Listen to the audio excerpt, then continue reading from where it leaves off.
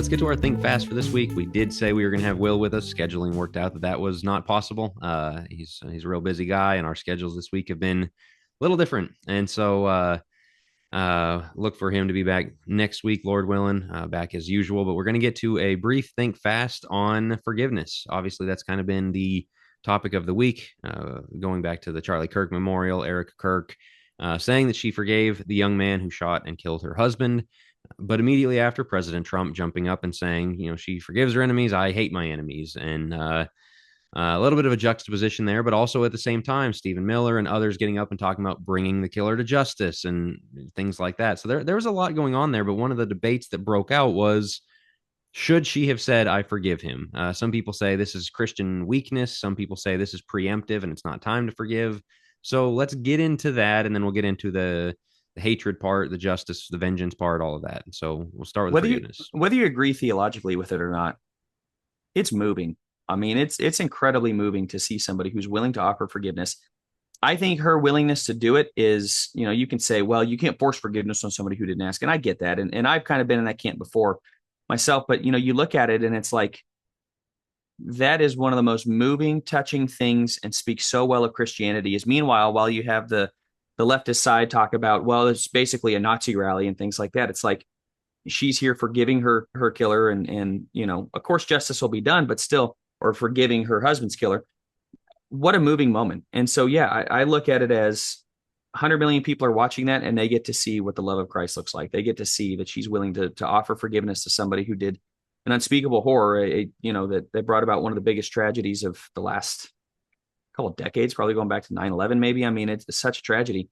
It was moving. Honestly, it was moving. And I saw a few posts where people were willing to offer forgiveness. I saw, I think Tim Allen, the actor Tim Allen. Powerful, yeah. Yeah, commenting about forgiving his dad's killer who was murdered, I believe. And so just such a powerful post. If you get a chance to go check it out on X, make sure to look up Tim Allen's post on that. Very, very powerful stuff. A powerful response to what I think was a very powerful moment by her. And I just think it reflects very well on Christianity when the world is looking at it saying, man, it's all hate-filled bigots, to hear I forgive him. Yeah. It gives you chills. Yeah. I mean, you just think of Jesus on the cross saying, Father, forgive them, for they know not what they do. Yeah. Stephen getting stoned. Stephen repeated that. And in both of those cases, it wasn't like, oh, okay, the Pharisees, the Romans, they're in the clear now. Like, that's not what that meant. It meant from his side, he's, absolving whatever he has over them. And obviously for Jesus, it's on a whole other level. But that kind of Christian love, that is, we talked in the main, or the episode a week and a half ago about turning the other cheek. And that's the right application of that. It does get misused to say basically the government should turn the other cheek and we all should not seek vengeance and justice and things like that. But on the individual level, that's absolutely right. And so obviously where Trump got up and said, well, I hate my enemies. I think it's good for the government to hate people who will hurt its citizens, hate murderers. Like that's, we talked about the Psalms and praying that God would shatter those people and things like that.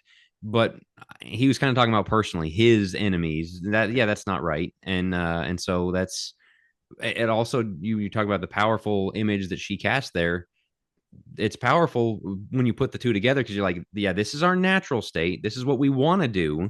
Right. And this is what we do in Christ. And you see the big difference there. Yeah, absolutely. And I'm glad that you brought around the political side of it, because I saw people making the case on the other side. Well, she forgave him. So shouldn't we just, shouldn't no that absolve her? Yeah, no death penalty. No. Like, that's not how it works. The government bears the sword to put evildoers to punish evildoers, Romans 13, while we still have turning the other cheek on Sermon on the Mount. And so both of those two things can be true, and they both have two different ways. She doesn't bear the right. Correct. Both of those things are biblically correct. For him to be put to death by the government and for her to forgive him, I think both of those are biblically correct. And people are trying to make it as though they're not. There's a juxtaposition there. Yeah, you got to pick one. Not in the least. Her job is not to bear the sword. Her job is to be able to offer forgiveness. And it doesn't matter whether he accepts it or not, or whether he asks for forgiveness rather and tries to make it right. If he never does. But I'll tell you that if he gets word of that, I'd love to know that kid's heart, that guy's heart. I don't know if that changes a thing, but it sure changed a lot of other people's hearts. And that's encouraging. That whole memorial really did a lot for people. Just looking at the comments, looking at people that were atheists, people that were agnostics, people in the world looking at it going, whoa, that's different. This was not some rally where there's hate filled, everything else. It's like, we're coming together, yes, to mourn a life, but also to preach the gospel and, to put it out there. Like, that's That's powerful. Yeah. And people in the middle, seeing them talk about Jesus, seeing them talk about forgiveness, seeing those kinds of things, and just remembering a friend and all the things Yep. they did, and then turning on the news or pulling up Twitter or whatever, seeing the website saying, "Oh, this is dangerous rhetoric at this Right. rally." Like that's going to push people more in this direction too. So that's a good thing. Yeah. As somebody said, Jesus forgave the thief on the cross. He didn't take him off the cross.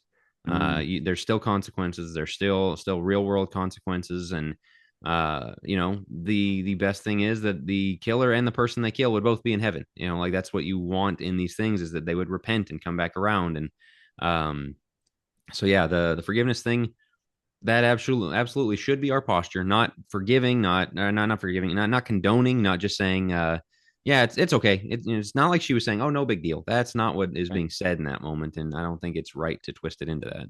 And that's the power of a good or a good offering of forgiveness is sometimes we have that even just individually with one another. It's fine. It's fine. Like let the power of what was done stand. It's not okay.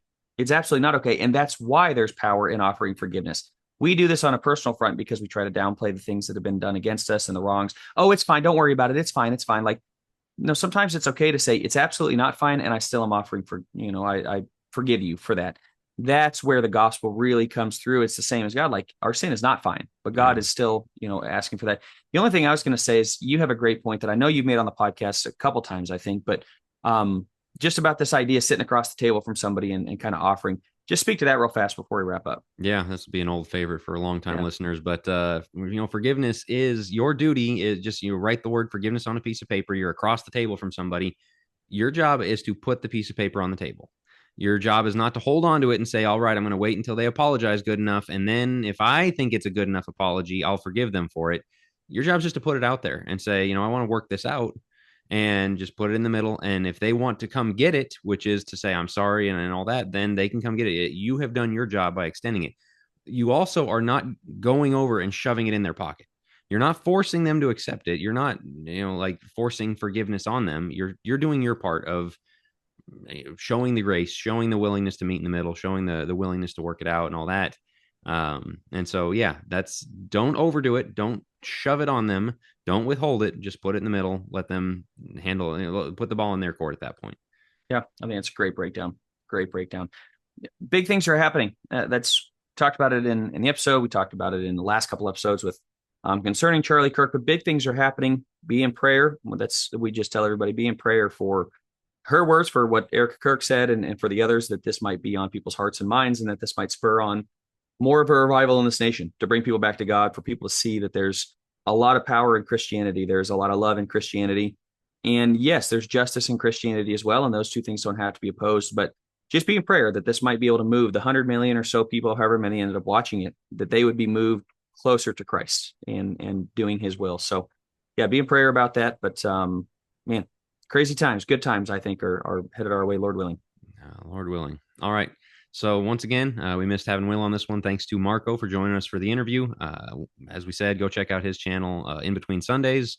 There's a podcast feed, but the best way to consume that is via YouTube. So be sure you're following Marco. Thanks to him for coming on, and we'll talk to you guys on the next one.